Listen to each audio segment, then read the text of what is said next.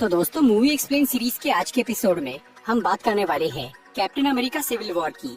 MCU की इस 13th movie में सुपर हीरो से उनकी आजादी छीन ली जाती है, जिसका फायदा उठाकर एक दुश्मन एवेंजर्स को आपस में लड़वा देता है। कैप्टन अमेरिका की ये तीसरी फिल्म न सिर्फ एमसीयू की एक बढ़िया मूवी है, बल्कि ये पूरे सुपर हीरो जॉनरा में भी बेमिसाल है। लेकिन ये मूवी बहुत कंफ्यूजिंग है और कई लोगों को ये पूरी तरह समझ में नहीं आई।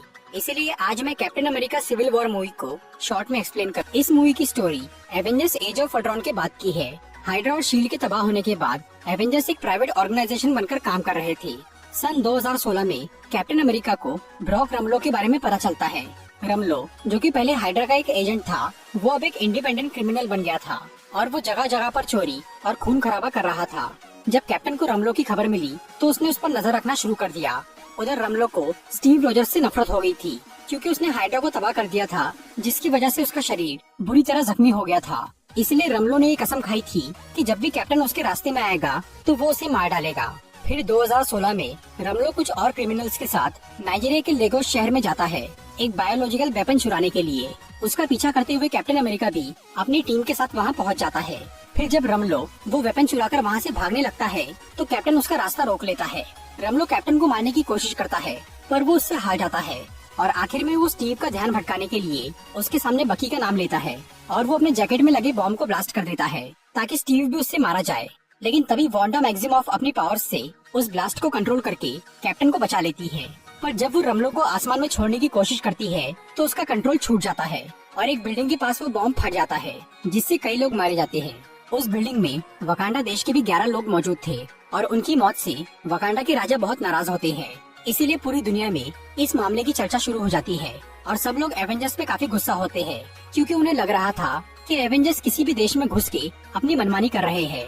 लोगों को शांत करने के लिए और एवेंजर्स को कंट्रोल करने के लिए यूएस के secretary of state Thaddeus Ross एक कानून बनाते हैं, जिसका नाम था सोकोविया एकॉर्ड्स। सेक्रेटरी रॉस का यह मानना था कि भले ही एवेंजर्स ने दुनिया को बड़ी मुसीबतों से बचाया है, लेकिन उनकी वजह से कई देशों को बहुत नुकसान भी हुआ है और अब दुनिया वाले एवेंजर्स की मनमानी बर्दाश्त नहीं करेंगे। इसीलिए उन्होंने एक कानून बनाया कि अब से एवेंजर्स या फिर कोई भी सुपर हीरो टीम एक प्राइवेट ऑर्गेनाइजेशन नहीं रहेंगी, बल्कि उन्हें गवर्नमेंट के लिए काम करना होगा। और अगर किसी सुपर हीरो ने अपनी मर्जी से अपनी शक्ति का इस्तेमाल किया तो उसे जेल में डाल दिया जाएगा। इस कानून को यूनाइटेड नेशंस के 117 देशों ने मंजूर किया था। इसीलिए अब एवेंजर्स के पास दो ही चॉइस थी, या तो सरकार की बात मानना या फिर रिटायर हो जाना। सोकोविया एकॉर्ड्स को लेकर सबकी अपनी अपनी राय थी, कोई इसके पक्ष में था तो कोई खिलाफ। स्टीव को ये कानून पसंद नहीं आया था। उसका ये मानना था कि सरकार अपने फायदे के लिए उनका इस्तेमाल कर सकती है, इसीलिए वो उस समझौते पर साइन करने के लिए तैयार नहीं था। लेकिन टोनी उस कानून के पक्ष में था, क्योंकि कुछ दिनों पहले उसे एक औरत ने ये बताया था कि सोकोविया में अल्ट्रॉन और एवेंजर्स की लड़ाई की वजह से उसके बेटे की जान चली गई। इसीलिए टोनी का ये मानना था कि सुपर हीरोज को लगाम की जरूरत है, नहीं तो ऐसे ही मासूम लोगों की जान जाती रहेंगी। इस कानून की वजह से एवेंजर्स की टीम दो हिस्सों में बंटना शुरू हो जाती है। आधे लोग टोनी के साइड थे और आधे स्टीव के साइड। इसी बीच एवेंजर्स का एक नया दुश्मन सामने आता है, जिसका नाम था हेलमेट जीमो, जो कि सोकोविया देश की मिलिट्री का कमांडर था।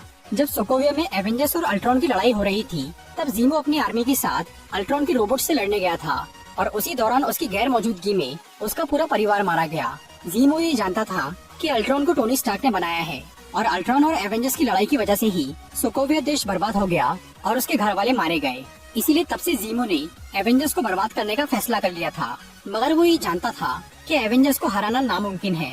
इसीलिए उसने उन्हें आपस में लड़वाने का सोच लिया था।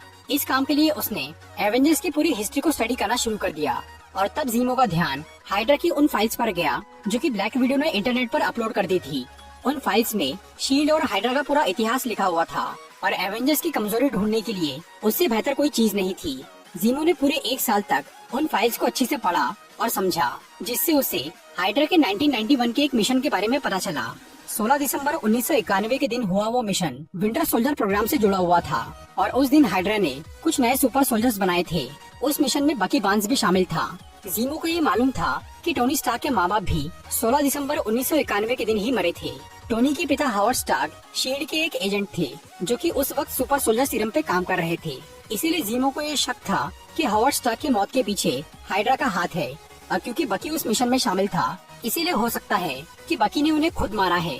और अगर ये बात सच निकलती है तो ये जीमो के लिए बहुत फायदेमंद थी, क्योंकि जीमो ये अच्छी तरह जान गया था कि स्टीव रॉजर्स और बकी बार्न्स दोनों बहुत अच्छे दोस्त हैं और अगर बकी टोनी के माँ बाप की मौत का जिम्मेदार साबित हो जाए तो टोनी उसकी जान का दुश्मन बन जाएगा और स्टीव अपने दोस्त को हर हाल में बचाने की कोशिश करेगा। इससे आयरन मैन और कैप्टन अमेरिका में दुश्मनी हो जाएगी और अगर एवेंजर्स के दोनों लीडर ही आपस में लड़ने लग गए तो उससे उनकी टीम बर्बाद हो जाएगी। अब बस जीमो को बकी के खिलाफ एक पक्का सबूत चाहिए था जिसे वो टोनी के सामने पेश कर सके। हाइड्रा की उन फाइल्स से जीमो को वेसिली कार्पोव नाम के हाइड्रा के उस एजेंट के बारे में पता चलता है जो कि 1991 में विंटर सोल्जर प्रोग्राम को संभाल रहा था। वेसिली कार्पोव ही उस मिशन के बारे में डिटेल में बता सकता था, इसलिए जीमो उसकी तलाश करते हुए क्लीवलैंड में उसके घर पहुंच जाता है। वहां जीमो उसे पकड़कर बांध देता है। फिर जब वो उससे पूछताछ करता है तो वेसिली अपना मुंह नहीं खोलता, इसलिए जीमो उसके घर की तलाशी लेता है जिससे उसे हाइड्रा की कुछ सीक्रेट फाइल्स मिल जाती है।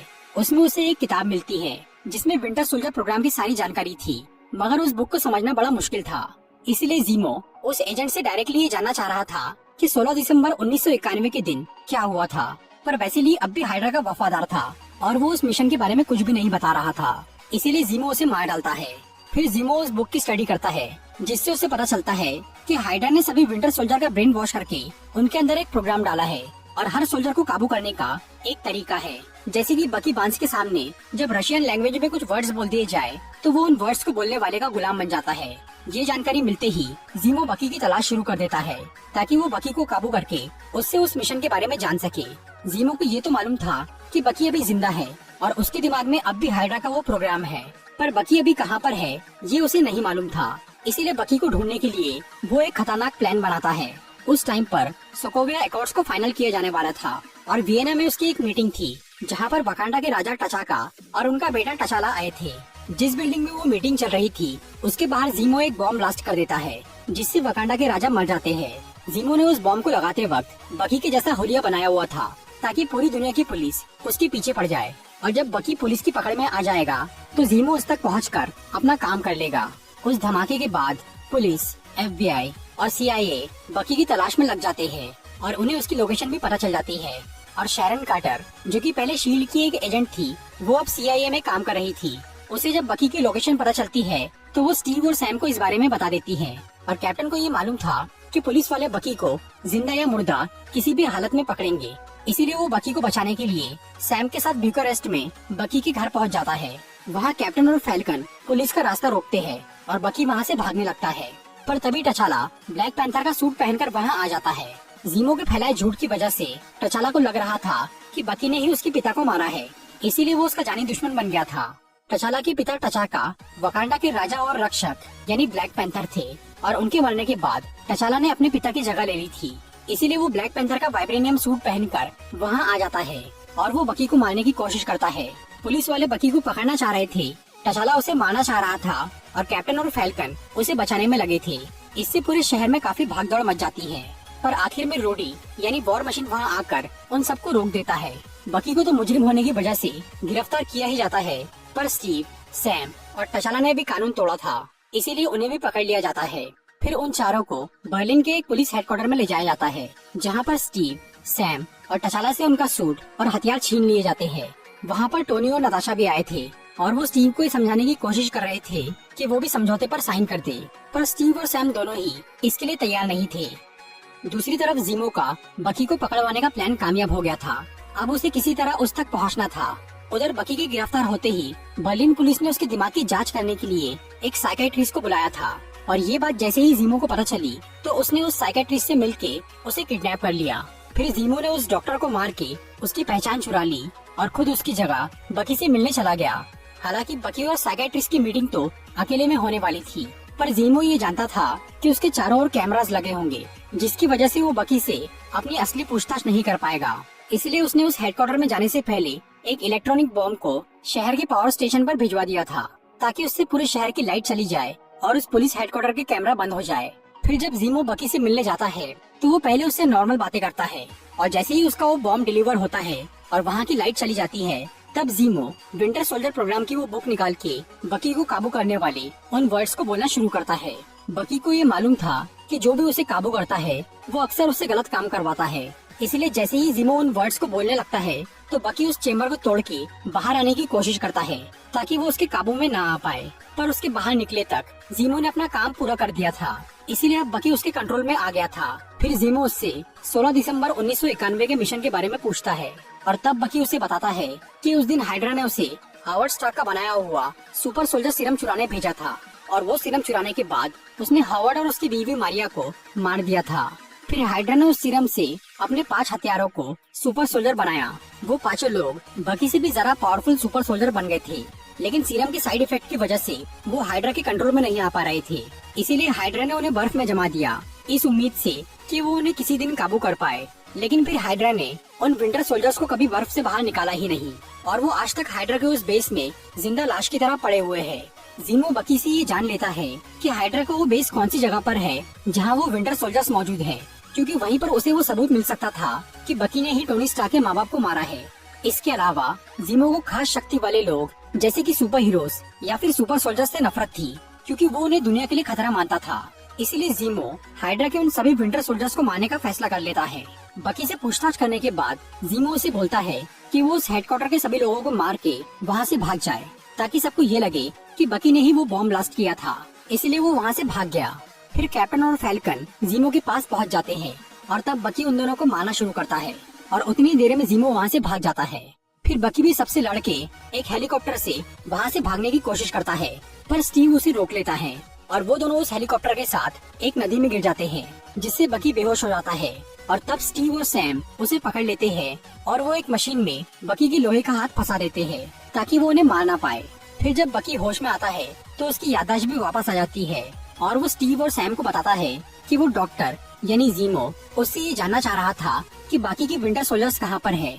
बकी, सैम और स्टीव को ये नहीं मालूम था कि जीमो का असली प्लान क्या है, इसीलिए वो ये मान लेते हैं कि जीमो उन विंटर सोल्जर्स के जरिए आतंक फैलाना चाहता है। इसीलिए वो तीनों साइबेरिया में हाइड्रा के उस अड्डे पर जाने का फैसला करते हैं ताकि वो जीमो और उन सोल्जर्स को रोक सके।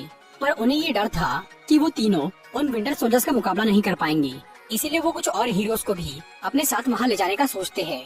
फिर स्टीव और सैम उन एवेंजर्स को अपने साथ शामिल करते हैं जो कि सोकोविया एकॉर्ड्स के पक्ष में नहीं थे, क्योंकि जो लोग उस कानून का पालन कर रहे हैं वो तो उनका साथ नहीं दे पाएंगे।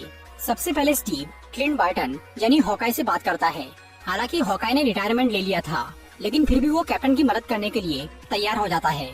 इसके बाद हॉकाई एवेंजर्स के हेडक्वार्टर में जाता है। वहाँ पर टोनी ने वांडा को कैद करके रखा था ताकि उसकी शक्ति की वजह से किसी और की जान न जाए, और विजन वहाँ उसकी देखरेख कर रहा था।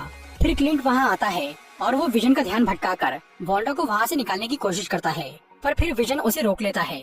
लेकिन वांडा अपनी शक्ति से विजन को हरा देती है और वो दोनों वहाँ से निकल जाते हैं। स्टीव और सैम को अपनी टीम के लिए एक और मेंबर की जरूरत थी और तब सैम को स्कॉट लैंग यानी एंटमैन की याद आती है, जिससे वो कुछ महीनों पहले मिला था। स्कॉट भी उनकी टीम में शामिल हो जाता है। टीम तो बन गई थी, लेकिन अभी तक स्टीव और सैम के हथियार बर्लिन पुलिस के पास थे। इसीलिए शैरन कार्टर, जो कि स्टीव के साइड थी, वो चोरी से उनके हथियार लाकर उन्हें दे देती है। इस वजह से शैरन भी एक अपराधी बन जाती है और उसे पुलिस से बच के भागना पड़ता है। फिर कैप्टन अपनी टीम के साथ साइबेरिया जाने के लिए तैयार हो जाता है।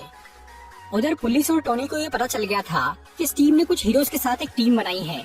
उन्हें ये लग रहा था कि स्टीव बकी को बचाने के लिए ये सब कर रहा है, इसलिए सेक्रेटरी रॉस कैप्टन और उसके साथियों को पकड़ने के लिए आर्मी भेजने का सोचते हैं। लेकिन टोनी उनसे परमिशन मांग के खुद वहाँ जाने का फैसला करता है, पर उनकी टीम में भी कम लोग थे, इसीलिए नताशा तचाला को अपने साथ आने को बोलती है और टोनी न्यूयॉर्क के एक लड़के पीटर पार्कर से मिलने जाता है, जिसे कुछ महीनों पहले एक स्पाइडर ने काटा था, जिससे उसके अंदर स्पाइडर जैसी पावर्स आ गई थी और वो बन गया था स्पाइडरमैन। पीटर अपनी पावर्स से लोगों की मदद कर रहा था और टोनी कई दिनों से उस पर नजर रख रहा था। फिर टोनी पीटर को अपने मिशन के बारे में बताता है और वो पीटर को अपने साथ आने बोलता है, जिसके लिए वो तैयार हो जाता है। इसके बाद टोनी पीटर को अपने साथ बर्लिन लेकर जाता है और वहाँ वो उसे एक एडवांस स्पाइडरमैन सूट देता है। उधर स्टीव अपनी टीम के साथ एक हेलीकॉप्टर से साइबेरिया जाने के लिए निकल रहा था। तभी टोनी अपनी टीम के साथ वहाँ आ जाता है और वो स्टीव का हेलीकॉप्टर खराब कर देता है। स्टीव यहाँ टोनी को जीमो और उन विंटर सोल्जर के बारे में बताने की कोशिश करता है, पर टोनी उसकी बिल्कुल नहीं सुनता और वो स्टीव और उसके साथियों को सरेंडर करने के लिए बोलता है। और तब उन दोनों की टीम में जोरदार लड़ाई शुरू हो जाती है। स्टीव का हेलीकॉप्टर खराब हो गया था, इसीलिए वो टोनी और उसके साथियों का क्वीन जेट लेकर वहाँ से भागने का फैसला करता है, पर उनकी लड़ाई रुकने का नाम नहीं ले रही थी और उनका वहाँ से निकलना बहुत मुश्किल हो गया था। इसलिए कैप्टन के सभी साथी ये तय करते हैं कि वो टोनी की टीम को उलझा के रखेंगे ताकि स्टीव और बकी साइबेरिया पहुँच जाए। और तब एंटमैन खुद को बहुत बड़ा बनाकर सभी का ध्यान भटकाता है और स्टीव और बकी उस क्विंजेट तक पहुँच जाते हैं। पर तभी ब्लैक विडो उनके रास्ते में आ जाती है। लेकिन नताशा को ये यकीन हो गया था कि स्टीव जो भी कर रहा है उसके पीछे जरूर कोई वजह है। इसीलिए वो टचाला को रोक के स्टीव और बकी को वहाँ से जाने देती है। फिर टोनी और रोडी उस जेट का पीछा करने लगते हैं, पर सैम उन्हें आगे बढ़ने से रोक रहा था। इसीलिए विजन सैम पे अपनी लेजर बीम से हमला करता है, पर गलती से वो लेजर रोडी के सूट पर लग जाती है, जिससे उसका सूट खराब हो जाता है और वो नीचे गिर जाता है। इससे उसकी आधी बॉडी पैरालाइज हो जाती है। फिर पुलिस वाले कैप्टन के बचे हुए साथी यानी सैम, वांडा, क्लिंट और स्कॉट को गिरफ्तार कर लेते हैं और उन्हें राफ्ट नाम की एक अंडर वाटर जेल में कैद कर दिया जाता है। और क्योंकि नताशा ने भी स्टीव को भगाकर कानून तोड़ा था, इसीलिए पुलिस उसे भी गिरफ्तार करने वाली होती है, लेकिन नताशा पुलिस से बच के भाग जाती है। दूसरी तरफ जीमो साइबेरिया पहुंच गया था और उसे ये खबर मिल गई थी कि स्टीव और बकी बर्लिन से भाग गए हैं। जीमो को ये मालूम था कि वो दोनों साइबेरिया आने वाले हैं, पर वो चाहता था कि बाकी के एवेंजर्स भी वहाँ पहुँच जाए ताकि वो सबके सामने बकी के सच का खुलासा कर सके। इसीलिए वो बर्लिन की उस होटल में कॉल करता है जहाँ उसने डॉक्टर ब्रूसार्ड यानी उस असली साइकेट्रिस्ट की लाश छुपाई थी, ताकि जब होटल वाले उस कमरे में जाए तो उन्हें डॉक्टर ब्रूसार्ड की लाश मिल जाए और ये खबर पूरे शहर में फैल जाए। फिर जब पुलिस उस लाश की जांच करती है तो उन्हें पता चलता है कि वो असली डॉक्टर ब्रूसार्ड है, जो कि बकी से पूछताछ करने वाला था। उस होटल में पुलिस को एक नकली चेहरा भी मिलता है जो कि बकी के चेहरे की नकल था। मतलब जीमो ने खुद की पोल खोल दी थी कि उसने वो बॉम्ब ब्लास्ट किया है और बकी का नाम फंसाया है, ताकि सब लोग उसकी तलाश करते हुए साइबेरिया पहुंच जाए। जब टोनी को वो खबर मिलती है तब उसे स्टीव की बातों पर यकीन आता है और वो स्टीव के पास जाने का फैसला करता है ताकि वो उसकी मदद कर सके। फिर टोनी राफ्ट प्रिजन में जाकर सेक्रेटरी रॉस को जीमो के बारे में बताता है, पर वो उसकी बात पर ध्यान नहीं देते।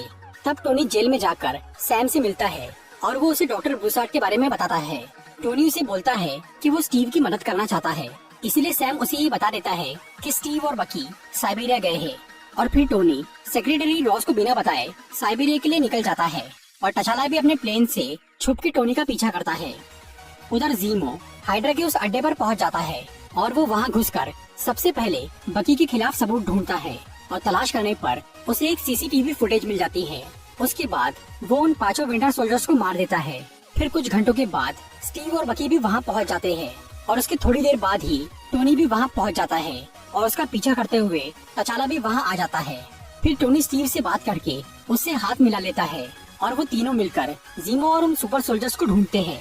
फिर उन्हें वो सुपर सोल्जर्स मिल जाते हैं, लेकिन उनके सर में गोली लगी हुई थी और वो मर चुके थे। तब जीमो उनके सामने आता है और उन्हें बताता है कि उसे उन सुपर सोल्जर से कोई मतलब नहीं था, बल्कि उसका मकसद तो कुछ और ही है। स्टीव ये समझ जाता है कि जीमो सोकोविया का रहने वाला है और वो बदले के लिए ये सब कर रहा है। उधर टचाला छुप के उन सब की बातें सुन रहा था और उसे ये पता चल गया था कि उसके पिता को बकी ने नहीं बल्कि जीमो ने मारा है। फिर जीमो उन तीनों को वो वीडियो रिकॉर्डिंग दिखाता है जिसमें बकी ने टोनी के माँ बाप को मारा था। ये देखकर टोनी को बहुत गुस्सा आता है और वो स्टीव से पूछता है कि क्या वो इस बारे में जानता था। पहले तो स्टीव इससे इनकार करता है, लेकिन बाद में वो हाँ बोल देता है। स्टीव को 2 साल पहले ही ये राज पता चल गया था कि बकी ने ही हावर्ड स्टार्क और उसकी बीवी को मारा है, पर उसने अपने दोस्त को बचाने के लिए टोनी से ये बात छुपाई थी। और अब टोनी को ये मालूम पड़ते ही वो स्टीव पे भी बहुत गुस्सा होता है और वो बकी की जान लेने पर तुल जाता है। स्टीव टोनी को ये बोलता है कि बकी ने उसके माँ बाप को अपनी मर्जी से नहीं मारा, बल्कि वो तो हाइड्रा के कंट्रोल में था। पर टोनी फिर भी बकी से बदला लेना चाहता था और स्टीव हर हाल में बकी को बचाना चाहता था। इस वजह से टोनी स्टीव से भी दुश्मनी ले लेता है और वो उन दोनों से लड़ता है। फिर उन तीनों में बहुत खतरनाक लड़ाई होती है और जब टोनी नहीं रुकता तो बकी उसके सूट के आर्क रिएक्टर को तोड़ने की कोशिश करता है, पर टोनी अपने आर्क रिएक्टर से फायर करके बकी के लोहे के हाथ को तबाह कर देता है। फिर वो बकी को मारने ही वाला होता है कि तभी स्टीव टोनी पे हमला करके अपनी शील्ड से उसका रिएक्टर तोड़ देता है, जिससे उसका सूट खराब हो जाता है। फिर वो बकी के साथ वहाँ से जाने लगता है तो टोनी उसे बोलता है कि वो शील्ड उसके पिता ने बनाई थी और स्टीव उसके लायक नहीं है। इसलिए स्टीव वो शील्ड वहीं छोड़कर वहाँ से निकल जाता है और टोनी वो शील्ड अपने पास रख लेता है। दूसरी तरफ जीमो इस बात से बहुत खुश था कि उसने अपना मिशन पूरा कर लिया, मतलब उसने एवेंजर्स के दोनों लीडर्स को लड़वा कर उनकी टीम को तोड़ दिया। तभी टचाला वहाँ आता है तो जीमो उसे अपने परिवार की मौत के बारे में बताता है। जीमो का मकसद अब पूरा हो चुका था, इसीलिए वो सुसाइड करने की कोशिश करता है, पर टचाला उसे रोक लेता है। टचाला को ये बात समझ में आ गई थी के बदले की आग इंसान को अंधा कर देती है, इसीलिए वो जीमो को मारने के बजाय उसे कानून के हवाले कर देता है। फिर कुछ टाइम बाद स्टीव उस ड्राफ्ट प्रिजन में जाता है और वो वहाँ के गार्ड से लड़के अपने सभी दोस्तों को जेल से बाहर निकाल लेता है और वो सभी लोग फरार हो जाते हैं। दूसरी तरफ टोनी रोडी के पैरों के लिए एक मशीन बनाता है ताकि वो चल सके, क्योंकि उसके पैर पैरालाइज हो गए थे। तभी टोनी को एक पार्सल मिलता है जो कि स्टीव ने उसे भेजा था। उसमें एक लेटर भी था जिसमें स्टीव ने टोनी से माफी मांगी थी, क्योंकि उसने टोनी के माँ बाप का सच उससे छुपाया था और कानून तोड़ा था।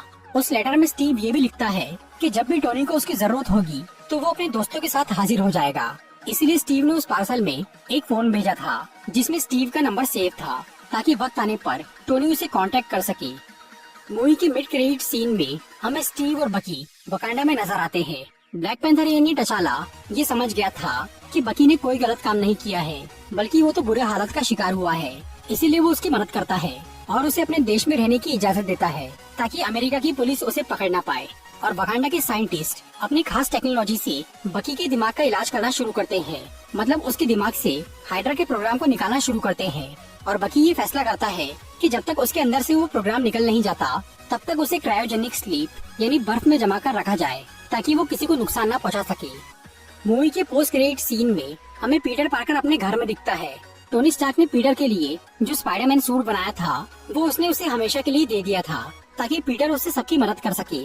और अब पीटर उस नए सूट के फीचर्स को एक्सप्लोर कर रहा था। तो दोस्तों ये थी Captain America Civil War movie की एक्सप्लेनेशन वीडियो। अगर आपको ये वीडियो अच्छी लगी